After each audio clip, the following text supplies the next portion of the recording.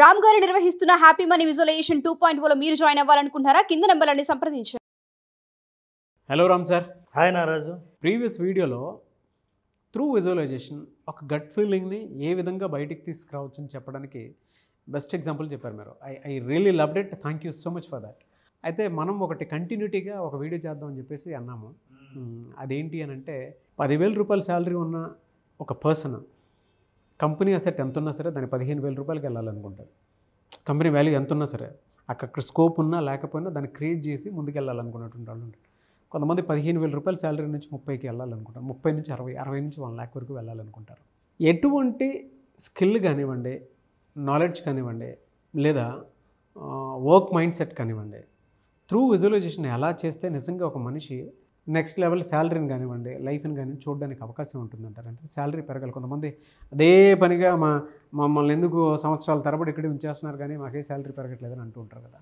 ఎలా శాలరీ పెరగాలి అని అంటే చాలామంది ఈ ప్రోగ్రామ్ చూస్తున్న వాళ్ళకు వ్యక్తిగతంగా ఈ ప్రోగ్రాం ఎలా ఉపయోగపడుతుంది అని ఎదురు చూసే వాళ్ళకి వాళ్ళ మనోభావాలు సరిగ్గా వాళ్ళ మనోభావం, శాలరీ, కరెక్ట్, సెల్ఫ్ రెస్పెక్ట్ కూడా కరెక్ట్. ఎందుకంటే కోరుతూ ఉంటారు, ఆ కోరికను ఎలా తీర్చుకోవాలో తెలీదు, మనసులో ఉంటుంది.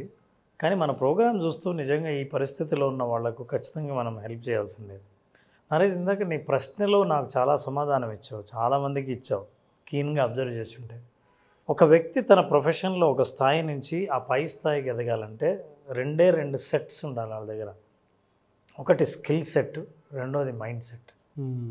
స్కిల్ సెట్ ఏంటంటే నా పై అధికారి ఏ స్కిల్స్తో మేనేజర్గా మారాడో నాకు ఆ స్కిల్స్ డెవలప్ చేసుకోవాలంటే నేను ఏం చేయాలన్న నాలెడ్జ్ ఒకటి ఉండాలి. రెండవది మైండ్ సెట్. మైండ్ సెట్ అంటే ఏంటో చూద్దాం. జనరల్గా ప్రతి ఎంప్లాయీ ఏం చేస్తుంటాడంటే బయట పరిస్థితులన్నీ అనుకూలంగా మారితే, కంపెనీ ఎదిగితే, లాభాలు వస్తే, టైం అయితే, 2 ఏళ్ళు అయిన తర్వాత నాకు ప్రమోషన్ వస్తే, ఇవన్నీ ఏంటంటే కండిషనల్.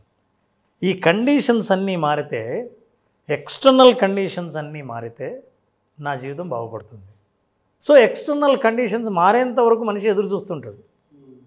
ఎవరినైనా అడిగితే నా చేతుల్లో లేదు, ఇంకా రావాలి, జీతం పెరగాలి, ఇది పెరగలేదు కాబట్టి ఇంకో కంపెనీకి వెళ్తే నేను జీతం పెరుగుతుందని వేరే కంపెనీ కోసం ఎదుగుతూ ఉంటారు. ఎక్కడెక్కడ జాయిన్ అవుతే నేను అనుకున్న శాలరీ వస్తుందా అని. అంటే ప్రతిదీ బాహ్య పరిస్థితులే నా జీతం పెంచడానికి సహకరిస్తాయి అని నమ్మినప్పుడు ఆ పరిస్థితులు మారేంత వరకు మనిషి ఎదురు చూస్తాడు. చాలాసార్లు డిసప్పాయింట్ అవుతాడు.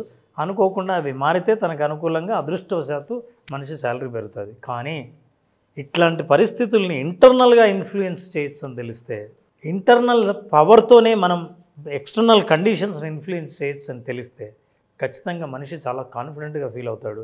అది ఒక విజువలైజేషన్ మాత్రమే చేయగలదు. నెంబర్ 1, తన శాలరీ కానీ ప్రస్తుతం తన ఆదాయం కానీ ఏంటో ఫస్ట్ తెలియాలి. ఇది నా శాలరీ, దీనికి అయ్యే ఖర్చులు ఇంత ఇంత ఇంత ఇంత అవుతున్నాయి, I want this salary. For example 10,000 salary ఎంత కావాలన్నారు? 15 నుంచి 20. నేను 25 చెప్తాను. ఊరికి అనడానికే కాదు, నాకు లాజిక్ ఉంది. 10,000 to 20 to 25,000 వరకు తను శాలరీ రావాలి. శాలరీ రావాలంటే చాలామంది నాకు శాలరీ రావాలి అని అనుకుంటారు. విజువలైజ్ ఎలా చేయాలి? How do you plan it? మీకు వచ్చే 10,000 శాలరీకి మీ ఖర్చుల్ని మీరు ఆలోచించిన తర్వాత ఇప్పుడు మీకు 25,000 ఎందుకు రావాలో ఒక పర్పస్ స్టేట్మెంట్ తయారు చేయాలి. పర్పస్ స్టేట్మెంట్ ఏం చేస్తుందంటే సబ్కాన్షియస్ మైండ్తో మాట్లాడగలిగే ఒకే ఒక భాష ఏంటంటే పర్పస్, ఒక ఉద్దేశం. నీ ఉద్దేశం ఏంటి? ఫర్ ఎగ్జాంపుల్, నేను ఊరికే శాలరీ పెరగాలి ఎందుకంటే అందరికీ ఉంది కాబట్టి. No, this doesn't work. Number 1, skill set మీద పనిచేయాలి. నీ స్కిల్స్ ఏంటి? నీ స్కిల్స్ ఎలా డెవలప్ చేసుకోవాలి? నేను ఇంకో ఎడ్యుకేషన్ చదివితేనో, నెక్స్ట్ కోర్సు చదివితేనో, లేదా ఇంకో ట్రైనింగో లేదా ఒక సర్టిఫికేషన్ కోర్స్ చేస్తేనో నాకు శాలరీ పెరుగుతుంది, నా క్వాలిఫికేషన్ పెరుగుతుంది అనుకుంటే స్కిల్ సెట్ మీద వర్క్ చేయాలి. ప్యారలల్గా విజువలైజేషన్ మైండ్ సెట్ మీద ఎలా వర్క్ చేయాలంటే దీన్ని లోకస్ ఆఫ్ కంట్రోల్ అంటారు. లోకస్ ఆఫ్ కంట్రోల్ అంటే ఇంటర్నల్ లోకస్ ఆఫ్ కంట్రోల్ ఉన్న వాళ్ళని ఏమంటామంటే నేనే బయట పరిస్థితుల్ని ప్రభావితం చేయగలను. ఆర్గనైజేషన్లో ఎవరైనా నా పనిని మెచ్చేటట్టు చేయాలంటే నా చేతుల్లోనే ఉంది, నేను ఎదగాలంటే అది నా చేతిలోనే ఉంది నమ్మే వాళ్ళకు ఇంటర్నల్ లోకస్ ఆఫ్ కంట్రోల్ అంటాం. ఎక్స్టర్నల్ లోకస్ ఆఫ్ కంట్రోల్ అంటే నువ్వు నన్ను నచ్చితే, బాస్ కనుక నన్ను ఇష్టపడితే అప్పుడు నాకు ప్రమోషన్ వస్తే అప్పుడు శాలరీ పెరుగుతుంది. నేను ఈ కంపెనీ కనుక మారితే, నా డెసిగ్నేషన్ మారితే అప్పుడు శాలరీ పెరుగుతుందని సాధారణ పరిస్థితులనే మారాలని నమ్మే వాళ్ళని ఎక్స్టర్నల్ లోకస్ ఆఫ్ కంట్రోల్ అంటారు. ఇప్పుడు internal locus of control develop చేయడం కోసం విజువలైజేషన్ ప్రాసెస్ ఏంటంటే, నా శాలరీ పెరగాలంటే నాకు ఏ పర్పస్తో పెరగాలని అనుకుంటున్నాను. పర్పస్ స్టేట్మెంట్లో ఒక నిజాయితీ ఎక్కడైనా ఉండాలి. ఎట్లా? ఫర్ ఎగ్జాంపుల్, నేను పై చదువులు చదవాలనుకుంటున్నాను. పై చదువులు చదివి నా క్వాలిఫికేషన్ పెంచుకోవాలని అనుకుంటే నేను కట్టాల్సిన ఎగ్జామ్ ఫీజుకు నా దగ్గర డబ్బు లేదు. ప్రతి సంవత్సరం ప్రతి నెల నా ట్యూషన్ ఫీజుకు నాకు డబ్బులు కావాలి. కాబట్టి నేను ఖచ్చితంగా నా శాలరీ పెంచుకోవాలి అన్న ఒక పర్పస్ స్టేట్మెంట్ వాళ్ళకు ఉన్నప్పుడు what they do is that now you can start visualization. Now how do you start? ఒక కామ్ ప్లేస్లో every day same time same place మీరు కూర్చొని now close your eyes, relax, take deep 3 breathings. Relax అయిన తర్వాత కళ్ళు మూసుకొని now you are thinking about మీకు promotion కానీ మీరు కోరుకుంటున్న శాలరీ కలిగిన ఎంప్లాయీ కానీ మీరు అవుతే ఎలా ఉంటారు, మీ వర్క్ ప్లేస్ ఎక్కడుంటుంది, ఆ టైంలో మీకు ప్రమోషన్ వచ్చినప్పుడు కానీ శాలరీ పెరిగినప్పుడు కానీ మీ స్టేట్మెంట్ మీరు చూసుకున్నప్పుడు ఆ స్టేట్మెంట్ మీకు ఎలా కనిపిస్తుంది? Bank statement. You visualise that bank statement. You visualise when somebody who is very important in your life. మీ జీవితంలో మీకు చాలా ప్రధానమైన ఇష్టమైన వ్యక్తులు మిమ్మల్ని మీకు శాలరీ పెరిగినందుకు అభినందిస్తుంటే మీరు ఎలా ఫీల్ అవుతారో నౌ గెట్ దట్ ఫీలింగ్. మానసికంగా ఆ ఎమోషన్ ఎప్పుడైతే అనుభూతి చెందుతావో, ఆ అనుభవం లేకొచ్చిందో అదే ఎమోషన్ను మళ్ళీ మళ్ళీ పొందడం కోసం మనసు ప్రయత్నిస్తుంది. మనసు ప్రయత్నించినప్పుడు మైండ్ ఆ అనుభవం కోసం మార్గాలను వెతుకుతుంది. మార్గాలను వెతికినప్పుడు నువ్వు చేసే ప్రయత్నం సునాయాసంగా ఉంటుంది. సునాయాసంగా ఉన్న ప్రయత్నం 6 నెలల నుంచి 1 సంవత్సరం లోపు నువ్వు అనుకున్న టార్గెట్కు రీచ్ అయ్యే అవకాశాలు 100కు 100% నీకు కనిపిస్తాయి. This is a practical thing because I have done this with many people. Competitive exams pass అవ్వడం కానీ, ఉన్న కంపెనీలో వస్తున్న శాలరీ కంటే ఎక్కువ శాలరీ రావడం కోసం తను చేయాల్సిన ప్రయత్నాలు, స్కిల్ సెట్ను ఒకవైపు డెవలప్ చేసుకుంటూ మైండ్ సెట్ను ఇంప్రూవ్ చేసుకోవడానికి చేయవలసిన visualization. Number 1 relax, number 2 breathe, number 3 visualize. Visualize future state. నిజంగా నీకు ప్రమోషను ఆ డబ్బులు వస్తే ఎలా ఫీల్ అవుతావో, ఎవరైనా నీకు దగ్గర వాళ్ళు అభినందిస్తే నువ్వు ఎలా ఫీల్ అవుతావో, డబ్బులు వస్తే వచ్చిన తర్వాత బ్యాంక్ స్టేట్మెంట్ చూస్తే మీకు స్టేట్మెంట్ ఎలా కనిపిస్తుందో, ఎప్పుడైనా సరే మీ మొబైల్లో SMS బ్యాంక్ నుంచి వస్తే ఆ SMS బీప్ సౌండ్ ఎలా వినిపిస్తుందో చూసినప్పుడు, శాలరీ డిపాజిట్ అయినప్పుడు XXXX అనే అకౌంట్ వచ్చి యువర్ బ్యాలెన్స్ అని వస్తుందే, ఆ స్టేట్మెంట్ని just visualise it. This is what is actually you need to do. You do this regularly 6 months to 1 year, you are going to get that salary 10,000 to 25,000 rupees is exactly what going to happen. Let them practice and they will come back to our studio and share this story. Exactly అండి.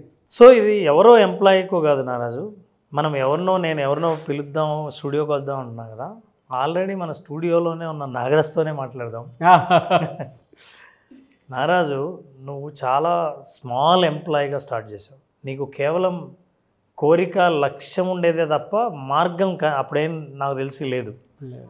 15,000 rupees శాలరీతో start చేసావు కదా, ఇవాళ కంపెనీకి CEO స్థానంలో ఉన్నావు.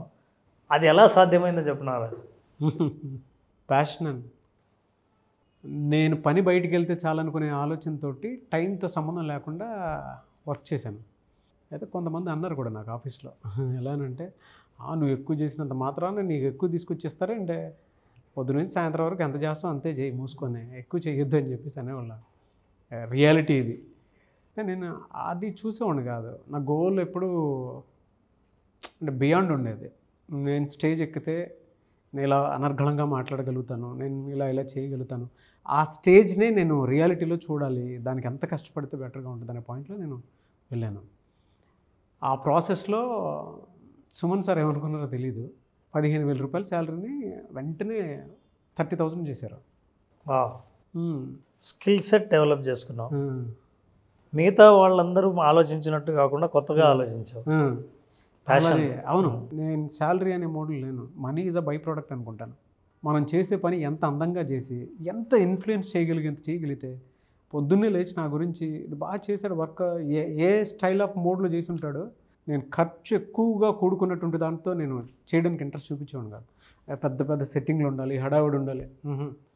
మనం ఏదైతే అనుకుంటున్నామో ఆ పని నిజాయితీగా చేసి అందులో ఇన్ఫ్లుయెన్స్ చేయగలిగేంత నాలెడ్జ్ని కనుక, ఇన్ఫర్మేషన్ కనుక ఇవ్వగలిగితే డెఫినెట్గా మనల్ని ఎవరినైనా సరే చూస్తారు, అబ్జర్వ్ చేసి ఐడెంటిఫై చేసినా సరే మనకు ఎంకరేజ్మెంట్, సపోర్ట్ ఇస్తారని నమ్ముతాను నేను. మన పని మనం నిజాయితీగా చేయటం అనేది మన బాధ్యత. అంటే ఇప్పుడు అదే ఇదేంటంటే నువ్వు ఇంటర్నల్గా మనమే ఇన్ఫ్లుయెన్స్ చేయొచ్చు తప్ప వాళ్ళెవరో గుర్తించాలని కాకుండా మనం చేయాలనుకున్నది చేస్తుంటే గుర్తించడం అనేది ఆటోమేటిక్గా జరుగుతుంది అని అదే అన్నది internal locus of control. One more ఏంటంటే నాకు నేనే పెద్ద మోటివేటర్ అని అనుకుంటాను సార్. అంటే నేను చూసిన గ్రౌండ్ రియాలిటీ అది. నా గతం నాకు బాగా తెలుసు. నేను చాలా క్లియర్గా నేను ఎవరి మీద ఏది డిపెండ్ అవ్వను. నా మైండ్ సెట్ కంప్లీట్ నన్ను నేను మోటివేట్ చేసుకుని బయటకు వచ్చేస్తాను అంతే. డిప్రెషన్ అనేది boring factor for me. Very good.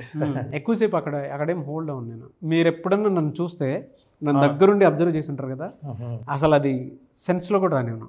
ఆందోళనలో ఉంటా, కంటెంట్ బాగా వస్తుందా రాదా అనే ఆందోళన చూసి. బోరు ఫీల్ అయ్యేంత టైం లేదు, ఎందుకంటే అది బోరింగ్.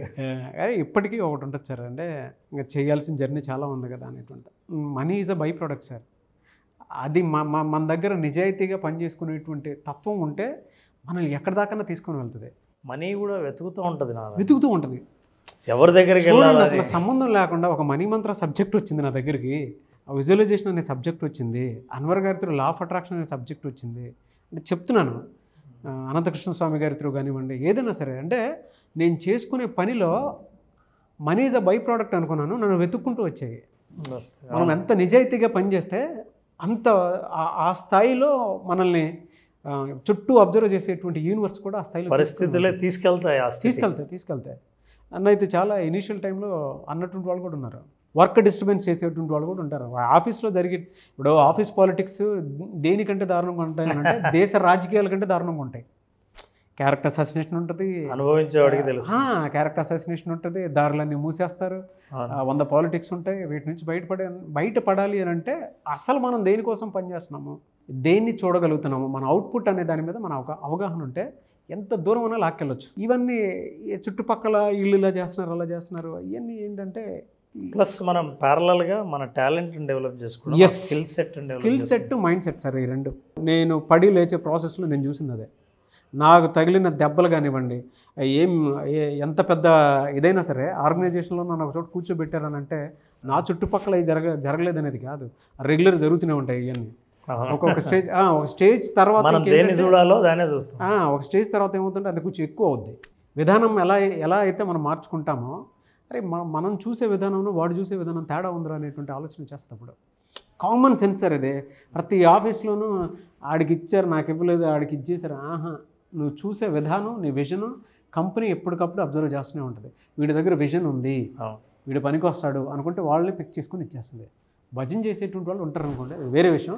బట్ 6 months గ్యాప్లో అది అర్థమైపోద్ది. నీ విజువలైజేషన్కి ఎవరు అడ్డు రాదు కాబట్టి నిజాయితీ సార్, ప్యాషన్ ప్లస్ నిజాయితీ, ఆటోమేటిక్గా డబ్బు నడుచుకుంటూ వస్తుంది మనకి. 15 నిమిషాలు 30 నిమిషాలు 40. అసలు ఇవాళ నా శాలరీకి మనం కూర్చుని మాట్లాడుకునేదానికి సంబంధం లేదు. But best story. Thank you so much for asking me. నన్ను ఒకసారి గుర్తు చేసుకున్నట్టుంది. Thank you. ఎప్పుడు సార్ మళ్ళీ క్లాస్ ఎప్పుడు ఉండే అవకాశం ఉంటుంది? నారాజు, విజువలైజేషన్, పర్టికులర్లీ విజువలైజేషన్ 2.0 అని మనం హ్యాపీ మనీ పేరుతో విజువలైజేషన్ ప్రోగ్రామ్ చేస్తున్నాం. ఈ programme 16th June 16th start అవుతుంది. దీంట్లో ప్రత్యేకంగా అసలు చాలా కొత్త విషయాలు, లైఫ్ను హోలిస్టిక్గా జీవితాన్ని ఆనందమయం ఎట్లా మార్చుకోవాలి, విజువలైజేషన్ దానికి ఎట్లా తోడ్పడుతుంది, మీరు సాధించాలనుకున్నవి ఏవైనా జీవితంలో ఎలా సాధించాలి, తక్కువ సమయంలో కానీ లాంగ్ టర్మ్ గోల్స్ కానీ వాడిని సాధించడానికి కావాల్సిన ఫ్రేమ్ వర్క్ ఏంటో తెలుసుకోవాలనుకుంటే 16th జరిగే June 16th visualisation 2.0 happy money programme attend అవుతే వాళ్ళు సాధించాలనుకున్నవి పొందాలనుకున్నవన్నీ జీవితంలో పొందే మార్గాలన్నీ తెలుసుకోవచ్చు. రియలీ ఫెంటాస్టిక్ అండి. సో జూన్ 16th జరగబోయేటువంటి విజువలైజేషన్ 2.0 హ్యాపీ మనీలో మీరు కనుక హ్యాపీగా ఎన్రోల్ చేసుకోవాలి అనుకుంటే స్క్రీన్ మీద మీకు కాంటాక్ట్ నెంబర్ కనిపిస్తుంది, దాన్ని మీరు కాల్ ఆర్ మెసేజ్ వాట్సాప్ చేసి వెంటనే ఎన్రోల్ చేసుకోండి. వాళ్ళ తెలుగు రాష్ట్రాల్లో విజువలైజేషన్ అనేటువంటి కాన్సెప్ట్ ఒక సంచలనం అని చెప్పాలి. అట్ ద సేమ్ టైం నేను రామ్ గారు చేసినటువంటి జర్నీలో ఉషా గారు కూడా ఉన్నారు కాబట్టి ఉమెన్ విజువలైజేషన్ కూడా స్టార్ట్ చేసి ముందుకు వెళ్తూ ఉన్నారు. Benefits at the same time కెరీర్కి సంబంధించినటువంటి ఆపర్చునిటీస్ని ఎలా గ్రాప్ చేశారు, ఆలోచనల్ని అటువైపుగా ఏ విధంగా షిఫ్ట్ చేస్తున్నారని చెప్పడానికి మనలో ఉండేటువంటి ఇన్నర్ పొటెన్షియల్ బయటికి తీసుకురావడానికి ఉపయోగపడే ఒకే ఒక వెపన్ ఏదైనా ఉంది అని అంటే విజువలైజేషన్. సో ఈ ప్రోగ్రామ్కి మీరు జూన్ 16th నుంచి జరిగేటువంటి ప్రోగ్రామ్ మీరు ఎన్రోల్ చేసుకోవాలి అనుకుంటే వెంటనే ఎన్రోల్ చేసుకోండి. సెలబ్రిటీస్ సైతం at the same time Chandrababu Naidu గారు లాంటి పెద్ద పెద్ద పొలిటీషియన్స్ విజనరీ లీడర్స్ అని చెప్తూ ఉంటాము, అటువంటి వాళ్ళే చెప్తూ ఉన్నారు ఏదైనా విజువలైజ్ చేస్తే జరుగుతుందని చెప్పడానికి ద బెస్ట్ ఎగ్జాంపుల్. సో 2.0 కొత్త సిరీస్. అంతకుముందు జాయిన్ అయినటువంటి వాళ్ళు కొత్తగా మళ్ళీ జాయిన్ అవ్వాలి అనుకున్నటువంటి వాళ్ళు ఎవరన్నా సరే స్క్రీన్ మీద కనిపిస్తున్న నెంబర్ సంప్రదించండి. ఈ వీడియో లైక్ చేయండి, షేర్ మాత్రం తప్పకుండా చేయండి. ఇలాంటి మరిన్ని వీడియోస్ కోసం మా ఛానల్ ఫాలో అవ్వండి. Thank you so much Ram garu. Thank you Narayana. Thank you.